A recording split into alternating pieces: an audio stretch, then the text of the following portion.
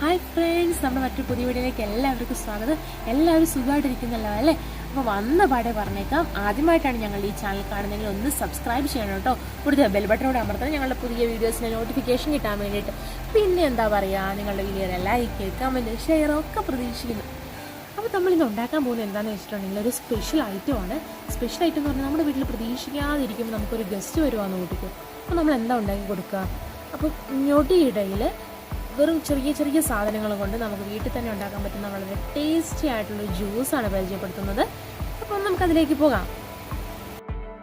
ആവശ്യമായ സാധനങ്ങൾ: ഫ്രിഡ്ജിൽ വെച്ച് തണുപ്പിച്ച പാൽ,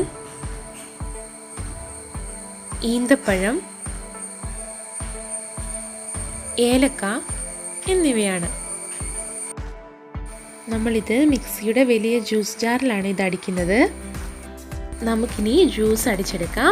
അതിനായിട്ട് ആദ്യം വലിയ ജാറിലേക്ക് തണുത്ത് നമ്മൾ വെച്ചിരിക്കുന്ന നമ്മുടെ പാല് ഒഴിച്ചു കൊടുക്കാം.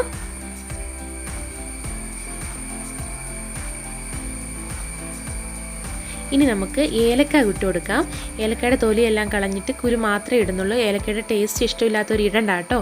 പിന്നെ വളരെ കുറച്ച് മാത്രമേ ഇടാവുള്ളൂ. പിന്നെ അതിനുശേഷം നമ്മൾ കുരു കളഞ്ഞ് വെച്ചിരിക്കുന്ന നമ്മുടെ ഡേറ്റ്സ് ഇട്ട് കൊടുക്കാം. ഇനി ഇത് നന്നായിട്ട് അരയണം. അതിനു മുമ്പേ നമുക്ക് കുറച്ച് ഐസ് ക്യൂബ്സും കൂടെ ഇട്ട് കൊടുക്കാം. നമുക്ക് തണുപ്പ് നല്ല ഇഷ്ടമായതുകൊണ്ടാണ് കേട്ടോ ഐസ് ക്യൂബ്സ് ഇട്ടത്. ഇനി നന്നായിട്ട് ഇത് അരച്ച് എടുക്കണം. ഡേറ്റ്സ് അരഞ്ഞ് കിട്ടാൻ കുറച്ച് സമയം എടുക്കും. അതുകൊണ്ട് കുറച്ചധികം സമയം നിങ്ങളിത് ക്രഷ് ചെയ്യണം.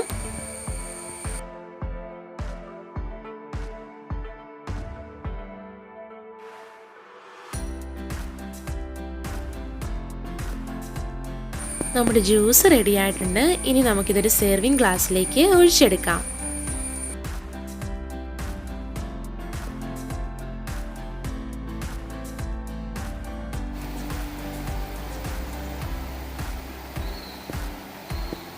നല്ല സൂപ്പർ ടേസ്റ്റാണ്. എല്ലാവരും ഇത് വീട്ടിൽ ട്രൈ ചെയ്ത് നോക്കണം.